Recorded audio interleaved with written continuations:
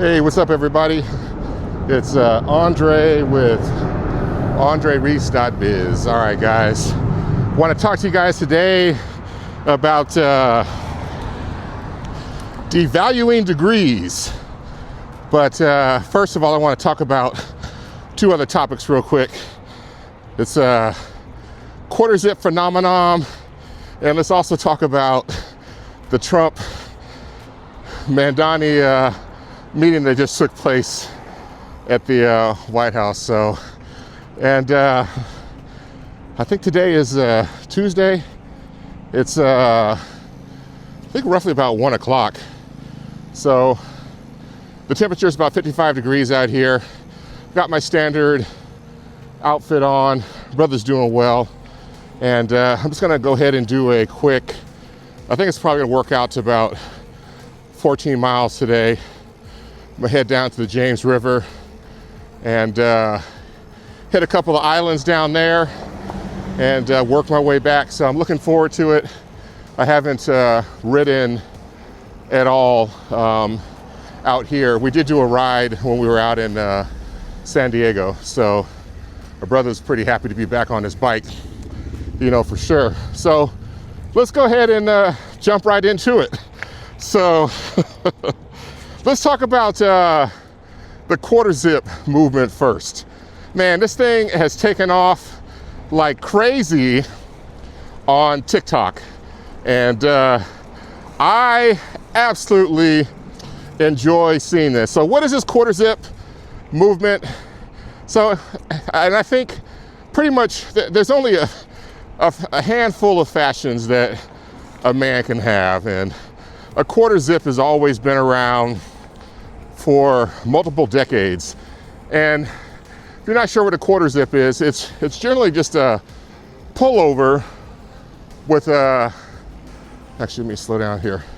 It's a pullover with a quarter of a, instead of zipping all the way down, it zips to right here.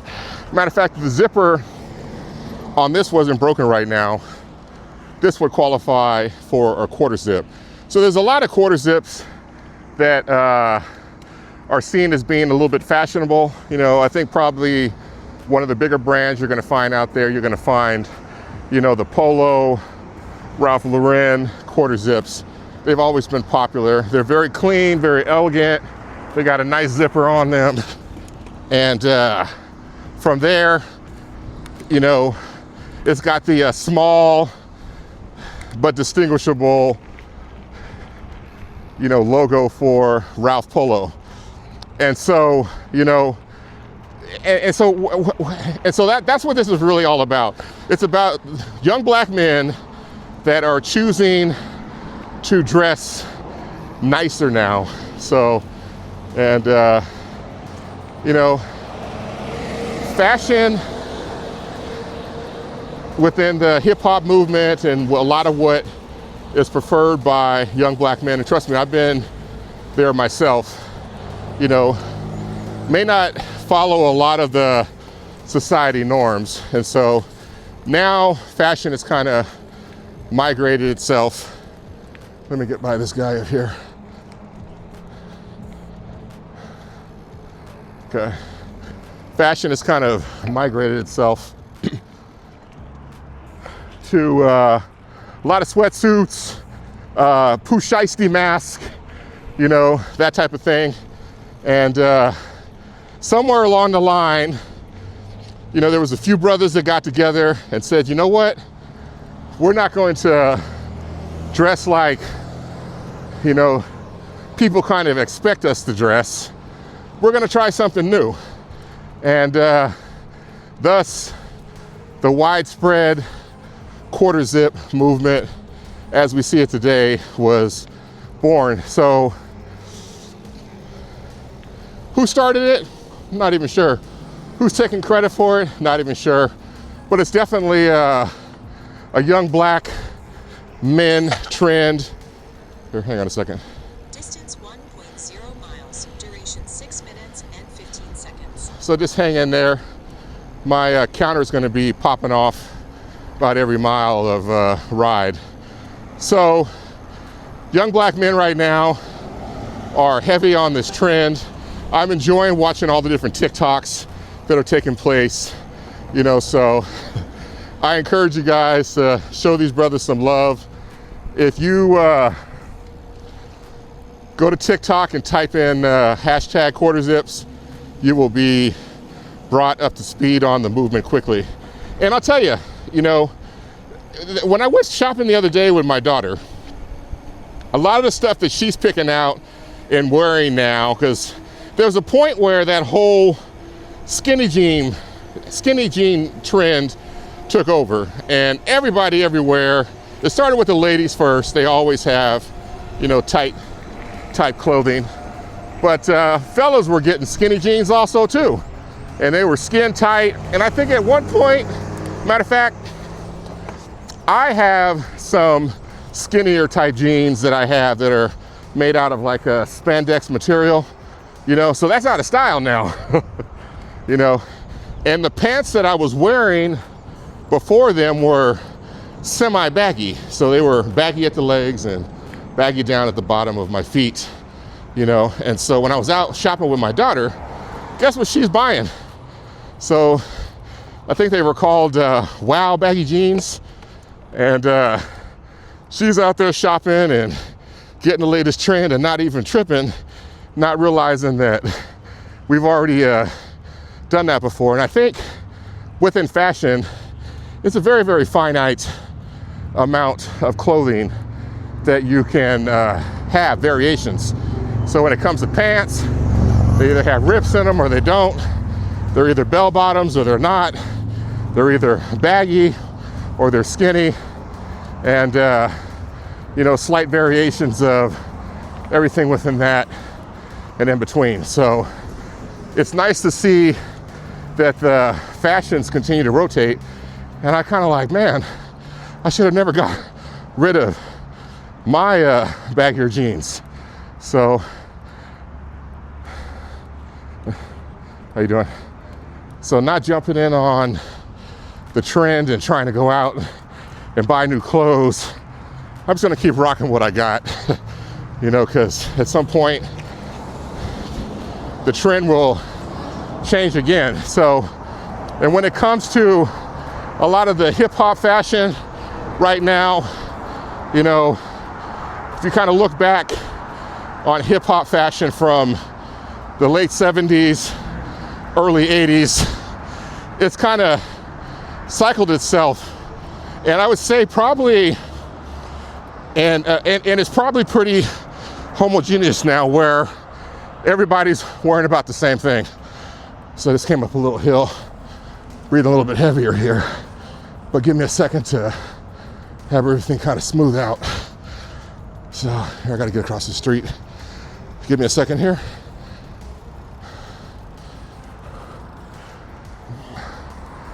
All right, there we go. We are across the street. Now we're out here in Jackson Ward. Oh, man. So, yeah, so back to talking about, you know, the fashion. So there was a point where, like I said, things have been very homogeneous as far as within, everybody pretty much dresses the same. And so there was a point in time when, back in the 80s, hip hop was evolving, and you had all different types of fashion. You had brothers that were crisscrossing, they were wearing cross colors.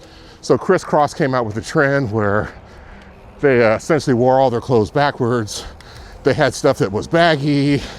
They had things that kind of led a little bit more towards Pan-Africanism.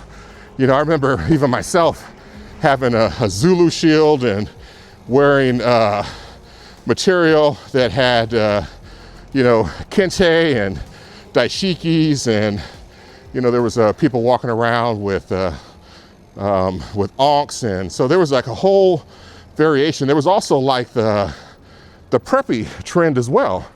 And so within the preppy trend, you had brothers that were dressing very nice and very schoolish, but they were hitting very hard with their rhymes that they were doing, you know. So it was just a matter of you deciding what was the most important? Let me get through here real quick, hang on.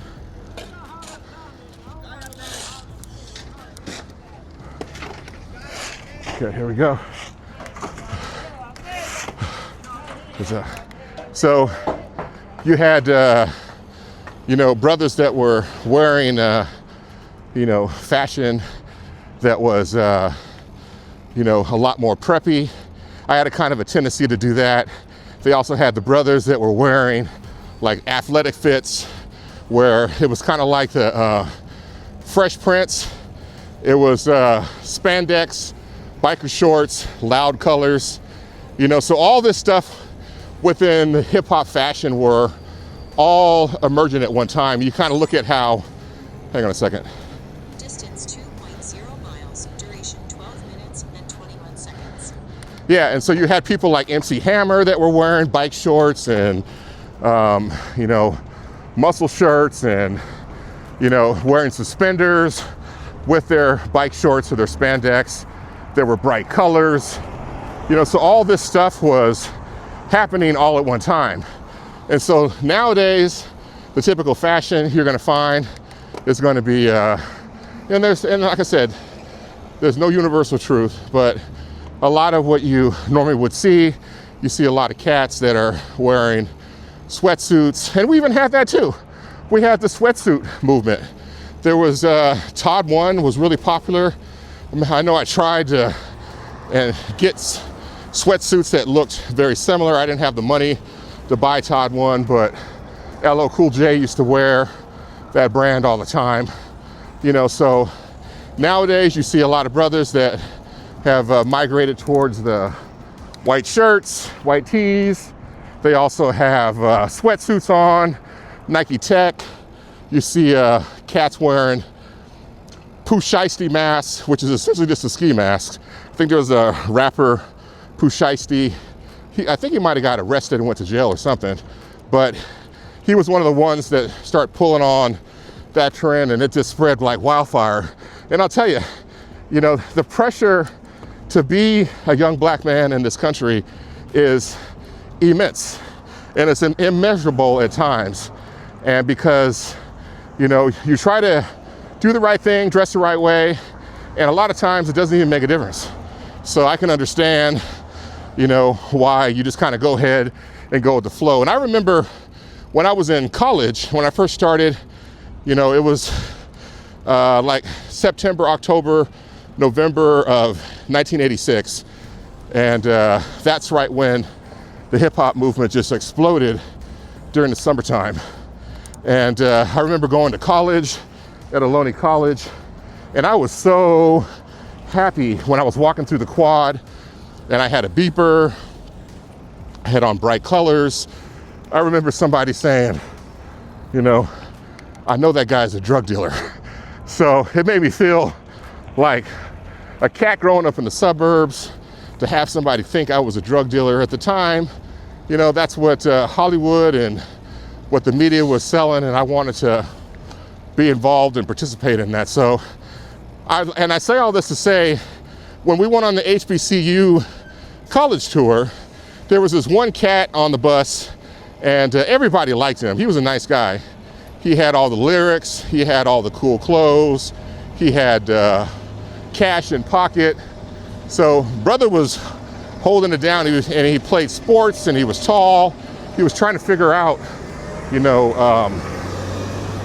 what college he wanted to go to. And some of the HBCUs that we went to, he got accepted, right on the spot, just by bringing his transcript. So the brother was bright. I remember there were several times when we were getting off the bus. Here, this bus here is trying to cross. Let me go around him real quick. All right. Cool. I remember there was a few times where we got off the bus and we went to go to the store, or we went to go walk around campus. And as soon as he would get off the bus, guess what he would do? He put on a Pooh Shiesty mask and he would walk around. And so I found it to be absolutely hilarious. And I saw what he was doing, and at the same time, it was a flashback to my youth, you know, and all I was trying to do was fit in. And so, and as soon as he got back on the bus, guess what he would do? He would pull the Pooh Shiesty mask off and go sit back down on the bus. So, and like I said, the pressure to be a black man these days is strong, and you know, different various elements out there are also very strong and hard to overcome. Here, hang on one second here, let me get by this guy.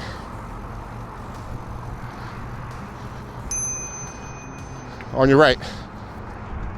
All right. Yeah, and so the pressure to try to overcome, you know, stereotypes and the way society pulls you is very, very strong.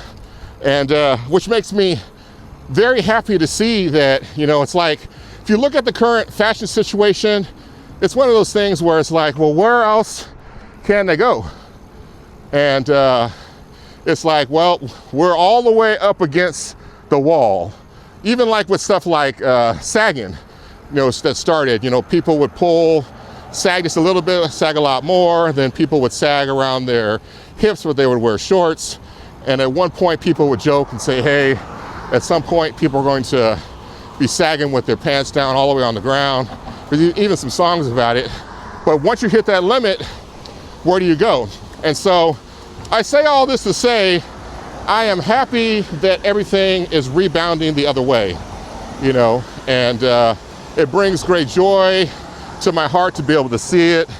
And I enjoy watching the content. I enjoy finding that the brothers are putting on slightly better clothes. And here, hang on. Distance 3.0 miles, duration 18 minutes and 31 seconds.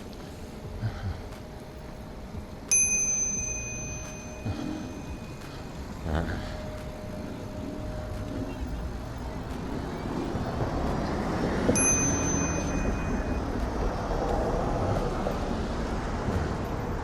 All right, we're good here. Let me head on down this hill. So I'm very happy to see that the brothers are evolving, and a lot of the young men, you know, things are getting to be a lot more competitive out there right now.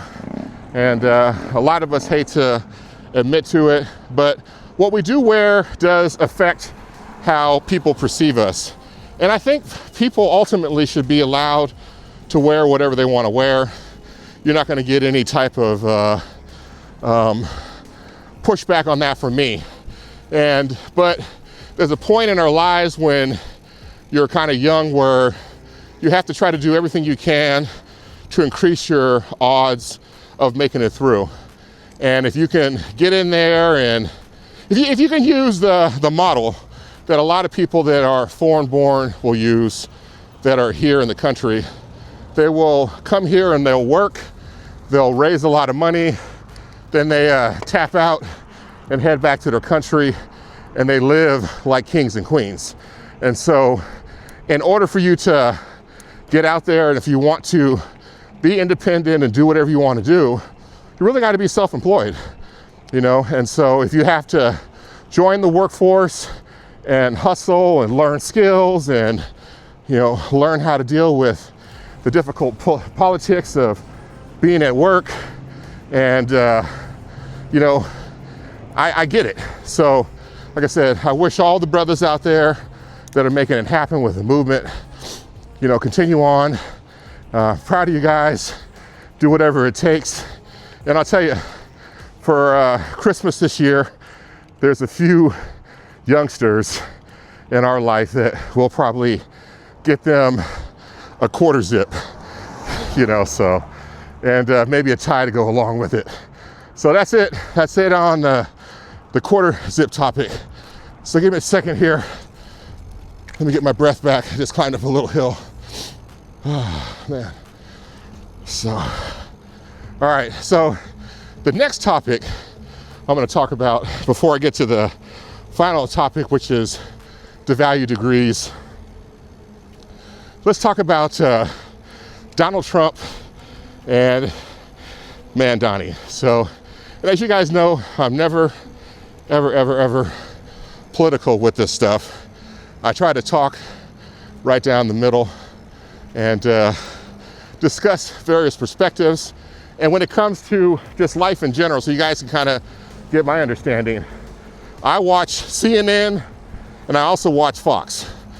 So I want to hear what both sides are saying, as kind of a general example, and I'll make my decision from there in doing research. But man, I think a lot of people were expecting Armageddon when this meeting took place. And I'll tell you, it was fascinating. And I, like I said, always go watch everything yourself. So it's easy to find the White House meeting on YouTube. Just type it in and it'll pop right up, and watch the whole thing. So, but I'll just say this, man, Trump right now, he is fanboying on Mamdani.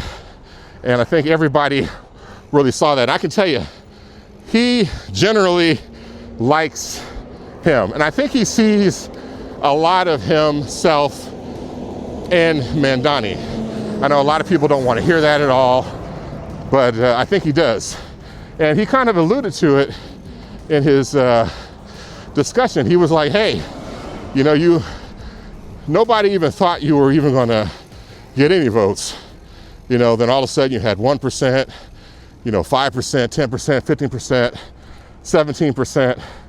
And so Trump went through the same exact scenario with him when he got into office the first time.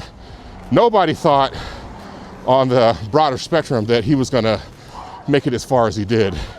And he did. So Mamdani also did the same thing. And I think deep down inside, I think Trump absolutely respects him for that. And so if you looked at the body language between the two people, Trump was very relaxed and he was very complimentary. He's in his own element, which is the White House. He's been there now, clocking in almost 5 years. And Mamdani, you can tell that he was expecting and was prepped for the worst. He was a little bit tense, a little bit very cautious in his approach, which is all wonderful, to be expected. Everything he did was fantastic. You can tell that, even though he's got a relatively new, political career, this is one of his greatest achievements. And a lot of people right now are saying that he is the leader of the blue team, so, and here, hang on. Distance 4.0 miles, duration 24 minutes and 43 seconds. Okay, so a lot of folks are saying that he's now, the leader of the blue team. And, there's happiness about that. There's sadness, there's anger, especially when you look a lot now at some of the people that are on the blue team, how they were willing to kind of ride this whole thing to the end and not negotiate when it came to the government shutdown, and the way people kind of turned on the Fantastic Eight, which are the Dems that went ahead and rolled over and gave the Senate the supermajority in order to move forward and push the bill down to the House, for it to get finally approved. So folks have not forgotten. And so the thing is, now when you go sit down with Trump and talk to him, it's like a negotiation. It's a quid pro quo generally, and I don't think a lot of people were happy to necessarily see that, but it shows that in the end, it is completely possible for both sides to work together. So is this a guarantee of where things are gonna go? I have no idea. Are we gonna be better off because Mamdani is in the office now? Who knows? I have no idea, and I think most people really don't. you know, but at least shows you that two people that were, they were definitely opponents to each other, and they now can be in the same space.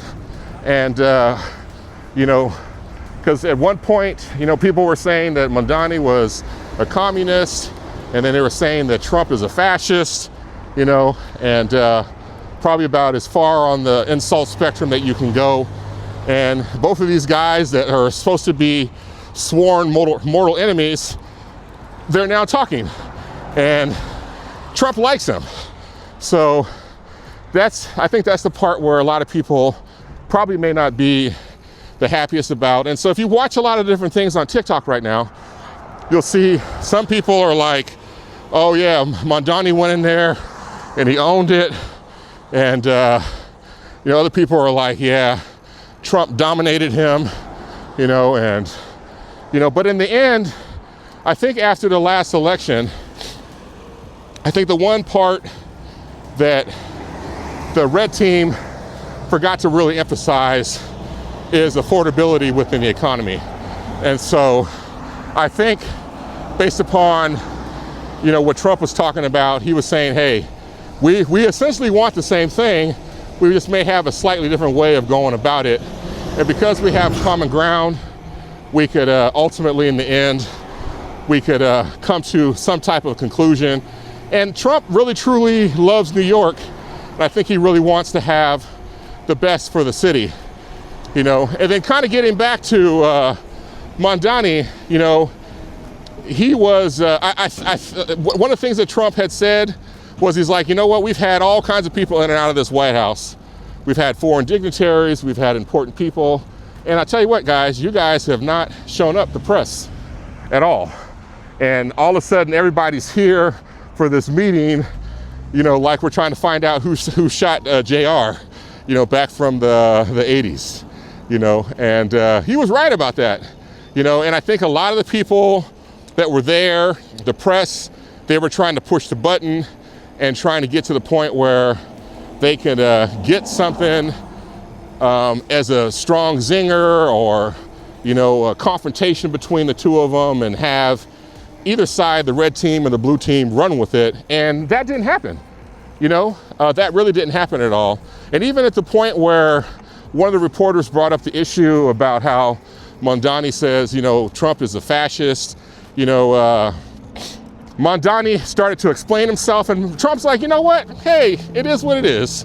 You know, maybe I am. I've been called worse things in my life, you know. And so that in and of itself, if you look at it, that strategy, and I think in the end, you know, regardless of what's happening here, and hey, no matter what's happening, and what's happening with you know, the government right now, I think in the end you have to really be cautious and careful, because Trump, he is a very smart individual. And here, hang on. How you doing? Distance 5.0 miles, duration 30 minutes and 5 seconds. He is playing 4D chess. So what will come out of this in the end, who knows? But I think in the end, ultimately, you know, I think I think in the end, ultimately, that this is a good sign for the country. And you know, do they have a bromance now? A lot of people say they do. You know, they're getting along really well. We'll see how this all plays out in the end. But I think if you take the opportunity to, and I think this is, if you do this yourself. And so one of the things that's really popular in the Black community, and this happens a lot in the barbershop, is we always snap on each other. And so we are the kings and queens of, you know, playing the dozen. And if you can't play the dozen, you're gonna get your feelings hurt, because they're gonna talk about your mom, they're gonna talk about your dad, they're gonna talk about your greasy granny. And so I spent in the Bay Area when I was going executive cuts out, and shout out to Myron, my man. when I was going executive cuts for about 22 plus years, 23 before I relocated out here. In the barbershop, we always played the dozens. You know, we were always snapping and capping. That's just part of foundational Black American culture. And I was unsnappable. I was undefeated. There was nothing that anybody can ever say to me at all ever that, you know, threw me off, no matter what it was. Because you know what? The first thing I did was agree with them. I was like, yeah, absolutely, I am ugly. But you know what? You're twice as ugly.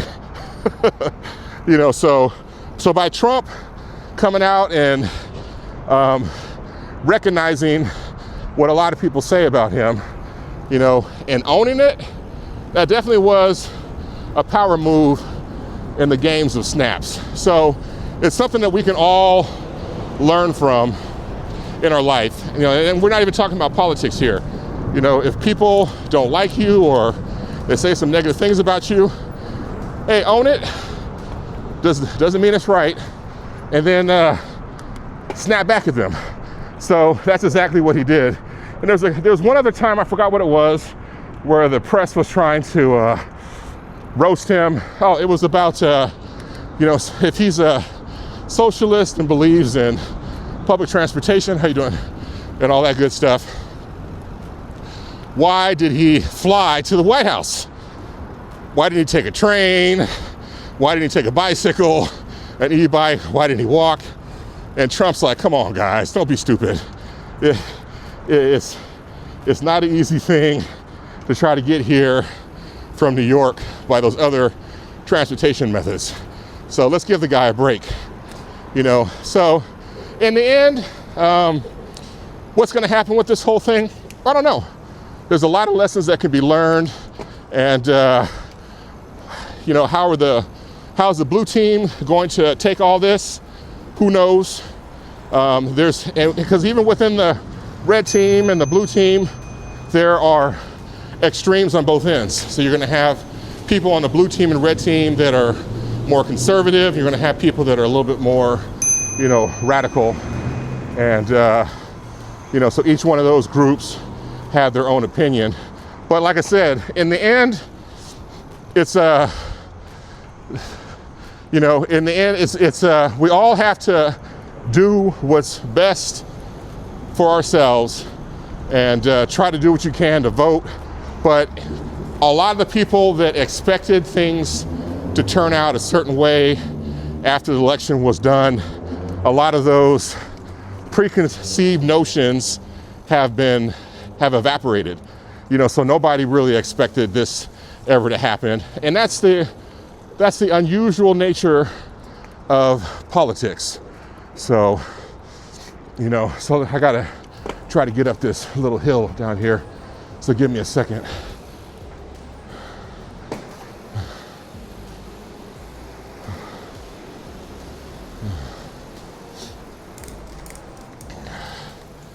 All right, here we go. Let's go ahead and walk up this.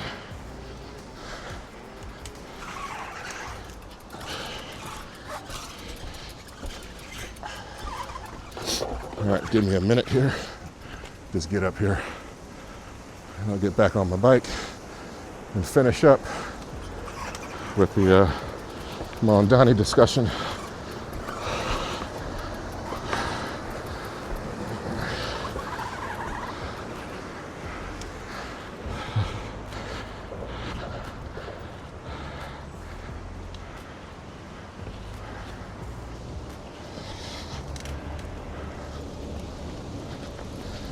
All right, we are good to go here. All right, so is Trump a fascist? Yeah, he says he is. Is Mamdani a socialist? Yeah, he says he is too. So, you know, you got two people that have admitted to it. You know, what's everybody gonna do at this point? You know, so, but like I said, we'll see how this all plays out. And I hope that, you know, folks in the end get what they want from this election. And if they don't, you just got to hang in there, 2 or 4 years, you'll have a chance to, here, hang on. Distance 6.0 miles, duration 36 minutes and 33 seconds. Okay, so you'll have a chance at that point to turn around and, vote somebody else into office. In the meantime, you could get together, mobilize, find like-minded people, and commiserate, but most importantly, come up with a plan. So, and if this doesn't play out well, like I said, brace for impact. Nobody's coming to save any of us, so I think that some of the stuff that Mamdani campaigned on, the Democratic governor of New York said pretty much, that's not going to work here. So we'll see how everything plays out. So New York is one of my favorite places to visit, and I hope what's supposed to happen for the city to keep it wonderful and beautiful still continues. So, oh man, the sidewalk down here is closed. Shoot. Oh man. Browns Island is, I think they're doing a whole new thing over here. So let me go back. Shit. Okay, I gotta go up this way. All right. Let's see, how do I get up here? All right, I'm gonna go down this way here and then just go up. It's gonna be easier than me trying to climb these steps here. Okay. All right, so that's it, guys, on that topic. So what do we talk about? We got quarter zips taken care of. We got Mamdani and Trump talked about. And so the final main topic that I'm here to talk about, and I've done different variations on this topic before in the past, but we could talk about devaluing the degrees. There's a number of different degrees that the Department of Education have said they're not professional anymore, and a lot of folks are absolutely angry and upset. I think one of the biggest ones is Master's in Business Administration. Shoot, I need to put my seat down, son. All right, Master's in Business Administration, and let's see here. Okay, nursing. I think there's some psychology degrees. I think architecture has been declassified.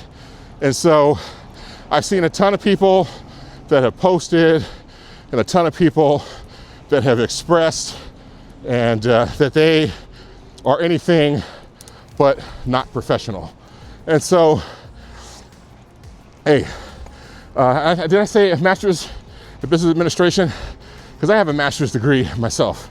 And so that falls under there. And there's a few other ones as well. But a number of people, here, let's see. A number of folks have expressed the fact that they are not happy with the current Department of Education, declassifying these degrees as being unprofessional. And so, in the basic term, I think some people are starting to figure out now is that when it comes to, let's see here, let me get up this hill. It's gonna take me a minute. I'll be a little huffy puffy. So I'm on my right this way is the Mint. Not the Mint, but it's the Treasury. Is that what they call it? How you doing?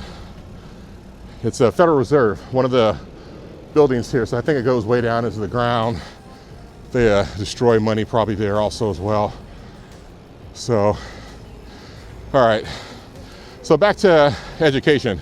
Like I said, a lot of people are upset, angry, mad that what they've worked so hard for has been called unprofessional. But like I said, I think people are realizing now, and of course people are not going to go back and retract anything, but they're realizing that their degree as internal thing within the department, it's now adjusting the maximum amount of student loans that somebody can take out for that individual degree. So if you're trying to become a medical doctor, you know, they're going to have, can I go this way over here? I don't know if I can. No, I don't think I can go that way. So let me go down here. Okay. All right, this is a new route here because they're doing significant improvements down here to Brown Island. Uh-oh, hang on a second. Let me stop here real quick.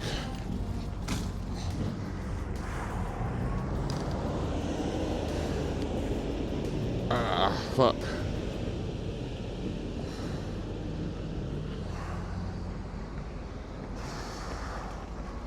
Here, give me 1 second. I just want to make sure this is still good. Yep, we're still good. All right, just got loose there. Sorry about that if you guys got tripped up. Okay, so back to, so essentially what they're saying is a number of these degrees internally within the Department of Education are being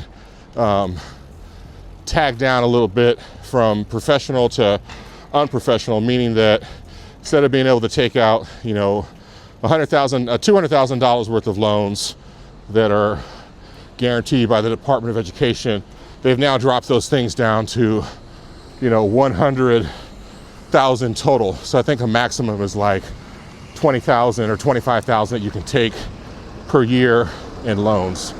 So pretty significant, you know, but not impossible to overcome. And so this is the thing.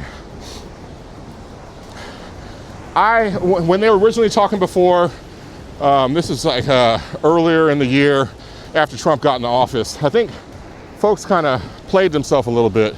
The water's a little bit high out here today. Folks kind of played themselves a little bit. They were going online. They were talking about how all the student loans that they have for all these different professions, they were not going to pay anymore at all. They were done. So, and a lot of these people, they were showing the amounts, and a lot of people are saying that their job and their profession and all the things that they have going on right now in life when it comes to trying to pay these things, there's no way for them to be able to do it. And so, here, hang on a second. Distance 7.0 miles. Duration 22 seconds. Yeah, so, you know, there's no way in the world that they could have gotten a psychology degree, you know, a master's, and their student loans now are $140,000 and they're making $45,000 a year. There's no way in the world they're ever going to be able to pay back. And there was a lot of backlash. You don't believe me? Just type it in TikTok and you can watch several days worth of content about it, you know. So, and the sad thing is, just because you get a college degree these days, there's no guarantee in any kind of way that you're going to be able to be successful, make a lot of money. A lot of it comes down to your profession that you choose. And things can change on a dime. A good example, I was talking to my wife about this, and who knew, or I should say, who thought it would happen? The folks that were working on, that were engineers, some of the smartest people, you know, software engineers, some of the smartest people, you know, that were coding systems and developing AI, who thought at some point that they were developing a system that would be able to easily replace them? You know, so there's always this different talk about you can do this with AI, you can do that with AI. But one of the things that you can definitely do for sure is it can handle a lot of the work of the junior engineering staff, you know. And so we've seen it. If you look on TikTok, you'll see it yourself. There are tens and tens and tens of thousands of people that are new graduates that can't find work in engineering. And not to mention all the folks that have been laid off that can't find work.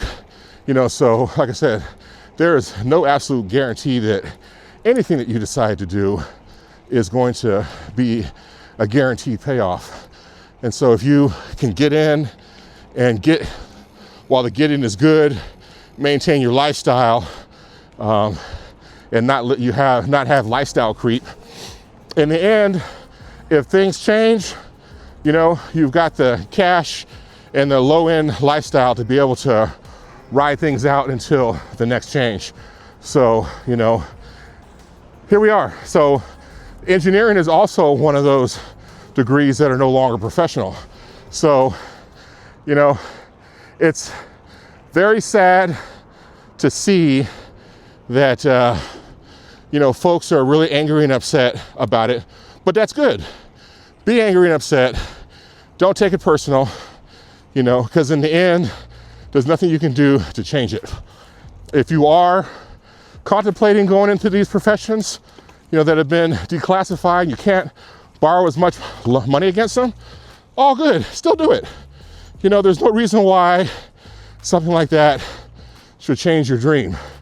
What are you gonna have to do in order to make it happen?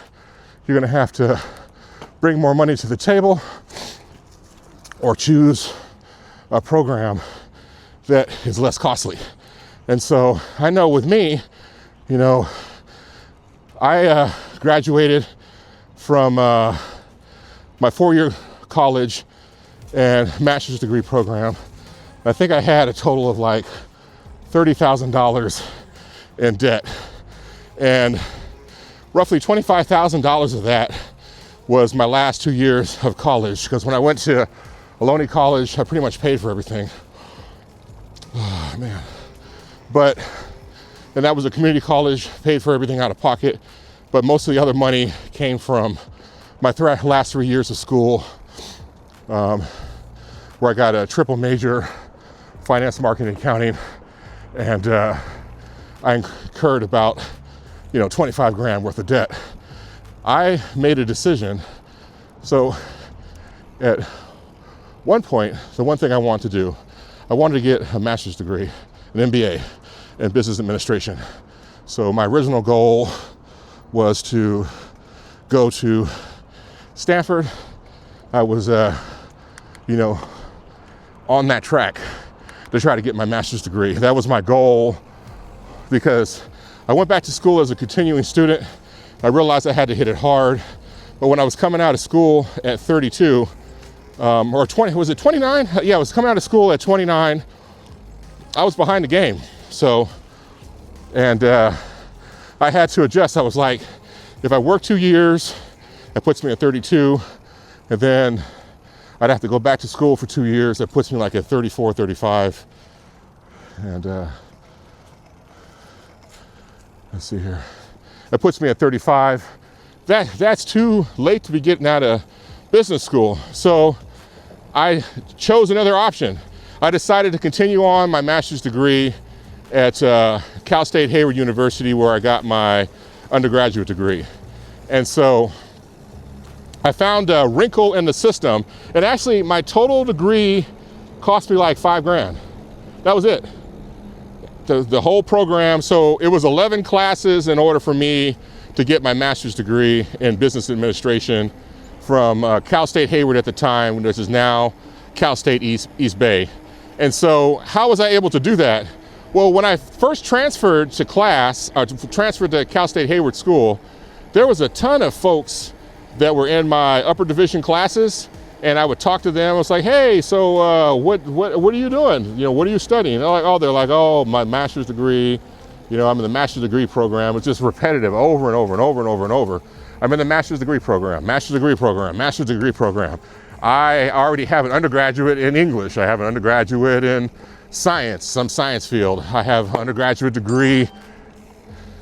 Here, hang on. Distance 8.0 miles, duration 51 minutes and 3 seconds. I have an undergraduate degree in philosophy, and so I've never had any of these business classes before. So I have to take all these classes now before I can even take the 6,000 series, which is the master's degree classes. And so one day I was at the dean's office for business, and they have all of the paperwork there for you to see what you have to take in order to get an individual degree. And I looked at the master's one, and it showed if you already have a degree from Cal State Hayward in business and these disciplines, you can get a master's degree from Cal State Hayward, and it only requires 11 classes. How you doing? And so I was like, the fuck? So I made an appointment with the dean and sat down and talked with them, and they said, yep. They looked at my transcript online, they're like, yep, all you gotta do is take these 11 classes and you can have an MBA. And I was like, wow, that's crazy. So I went ahead and made an adjustment, and went ahead and finished. As soon as I finished my 4-year degree, I went ahead and kept going and worked on my master's. And I was doing my master's at nighttime, taking one class, basically a quarter. And so within, I think, 2.5 years, I was done with the program, and I walked and got my education, and I was done. And so in the end, is there a difference between going to Stanford and Cal State Hayward? Absolutely, there really, really is. You know, when you go to a place like Stanford or Cal or UCLA or UC San Diego, hopefully what you're going to get yourself indoctrinated in is the network. And if you can't become part of the network, you've essentially wasted your money. So if you want to get any of these degrees, there's always going to be a lower cost option. And I think this stuff doesn't go into effect until next year. So in the meantime, if you are currently in your program and you finish next year, hopefully you get out and you're unscathed, you'll be able to get the larger loan limits. But if not, you're going to have to probably look at ultimately making some adjustments. How you doing? You're going to have to make some adjustments and slow things down, try to see if you can get scholarships or whatever. But you're going to have to try to do whatever you can to work around these challenges for sure. And if you're somebody that's in the process of, you know, being an undergraduate, or you're contemplating going back to get a degree at the advanced level, and it used to be a professional degree before in the past, meaning that you can take out 200 grand, you know, you may have to adjust and decide on getting into a different program, you know, so. But like I said, in the end, nobody's gonna come help you. Nobody's gonna come save you. And don't take it personal. Don't take it as a knock against you. It has nothing to do with who you are as a person. It has nothing to do with the amount of skills you have obtained. In the end, a degree is a degree. And if you're able to get one and get experience, because really after you get your degree, after about the first year after that, nobody cares. Absolutely nobody cares. You know, there may be some quick checks along the way, blah, blah, blah. There are some advantages oftentimes if you went to a particular school or another one. But there was a point in time when even, you know, going to some of the online universities for profit were very challenging, you know, as far as like education is concerned, you know. And is it that way now? I don't know. Really don't know. So all I can say to you guys is hang in there, don't get discouraged. And if you're already done, you're already done. Nothing to worry about. It doesn't change your job, doesn't change where you live, doesn't change where you live day to day. Just keep hustling and grinding and making sure that you're able to stay employed and keep money coming in. And if you're trying to get started in one of these professions, you know, the main thing you got to do is just, you know, stay focused and do what you can do to try to make it through and adjust to the new limits if they're already in place. If not, you might have to step back and make some critical adjustments. So in the end, you know, you're able to survive. So, all right, guys, I think that's all I'm gonna talk about today. That's enough. We talked about devaluing degrees, you know, we talked about Mamdani and Trump, and we talked about quarter zips. So I hope you guys have a fantastic Thanksgiving holiday. You know, gobble gobble to you and your family. And I've got a bunch of bookmarks already established for all the Black Friday deals I'm gonna be taking advantage of. There's a lot of stuff I need to buy that I've been waiting, and some of these prices are semi-ridiculous. So that's it, guys. Take care, be well, be safe, and I'll talk to you guys on the next ride. Peace.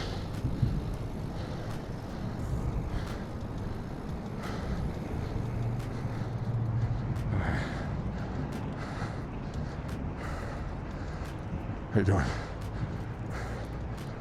All right. It is always beautiful to be out here. Distance 9.0 miles. Duration 57 minutes and 33 seconds.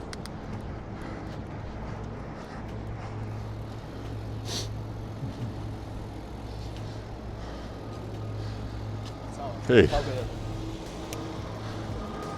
All right, I think people, they trip out when they see my rig here on how I got my bike rigged up to be able to talk to you guys. So I was even telling my daughter about it. She was just kind of like, how did you do this? I was like, see?